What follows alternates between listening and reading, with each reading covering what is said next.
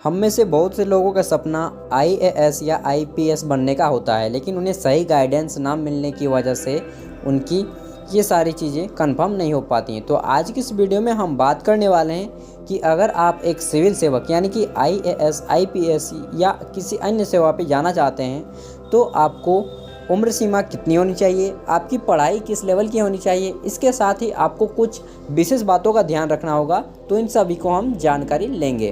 तो आइए शुरू करते हैं। देखिए, भारतीय सिविल सेवा यानी कि इंडियन सिविल सर्विस में जाने के लिए आपकी कम से कम उम्र यानी कि जिस वर्ष आप फॉर्म को अप्लाई करेंगे उस वक्त आपकी कम से कम उम्र सीमा 21 वर्ष होनी चाहिए और अधिक से अधिक उम्र सीमा 32 वर्ष होनी चाहिए। और ये जो उम्र की गणना होगी, इसकी गणना होगी 1 अगस्त के नियम अनुसार। उस वर्ष के 1 अगस्त तक आपकी उम्र 21 साल और अधिक से अधिक 32 साल होनी चाहिए। लेकिन यहाँ पे आपको आरक्षित उम्मीदवारों को छूट दी जाती है। जैसे अगर आप अनुसूचित जनजाति या अनुसूचित जाति, जिसे आप एसटी एससी कहते हैं, उन उम्मीदवारों से हैं तो आपको आयु में 5 साल की छूट और ओबीसी उम्मीदवारों को 3 साल की छूट दी जाती है।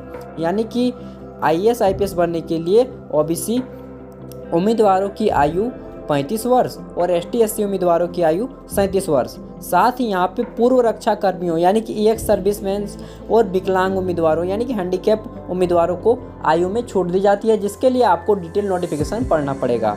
लेकिन 32 साल की उम्र काफ़ी होती है। अब आइए बात करते हैं पढ़ाई की। तो इसमें जाने के लिए आपकी कितनी पढ़ाई होनी चाहिए, तो इस बात को ध्यान से सुनिए। आपको यहाँ पे न्यूनतम जो पढ़ाई है एकदम ग्रेजुएशन की होनी चाहिए, यानी कि स्नातक की डिग्री, चाहे इसके समकक्ष स्नातक की डिग्री या इसके समकक्ष ग्रेजुएशन या इसके समान कोई डिग्री। ठीक, अगर आप स्नातक के यानी कि ग्रेजुएशन के लास्ट ईयर में भी हैं, जैसे कि 5 सेमेस्टर आपका कंप्लीट हो गया है और आप 6ठे सेमेस्टर में हैं, तब आप अप्लाई कर सकते हैं। लेकिन इसका जो प्रीलिम्स का एग्ज़ाम होता है उसके बाद मेंस के एग्ज़ाम आने के पहले आपका रिजल्ट आ जाना चाहिए और मार्कशीट भी आपके हाथ में हो जाना चाहिए, क्योंकि इन्हें प्रमाण पत्र अपलोड करना होता है। तो ये हो गया कि अंतिम वर्ष के विद्यार्थी भी इसमें आवेदन कर सकते हैं। अब यहाँ पे कुछ विशेष बातों को ध्यान रखना होगा, जैसे कि इसमें आईएएस यानी कि सिविल सर्विस में कुल 24 सेवाएं होती हैं, जिसमें से आईएएस यानी कि भारतीय प्रशासनिक सेवा और आईपीएस यानी कि भारतीय पुलिस सेवा, ये 2 अखिल भारतीय सेवाएं हैं। इसके लिए आपको भारत का नागरिक ही होना चाहिए। किसी अन्य देश का नागरिक है जैसे नेपाल, भूटान, तो आपको नहीं चलेगा, केवल भारत का नागरिक ही होना चाहिए। और अन्य जो बाकी सेवाएं बचती हैं 22 सेवाएं, इसमें से आप विश्व के किसी भी देश के नागरिक हैं तो इसमें आप अप्लाई कर सकते हैं।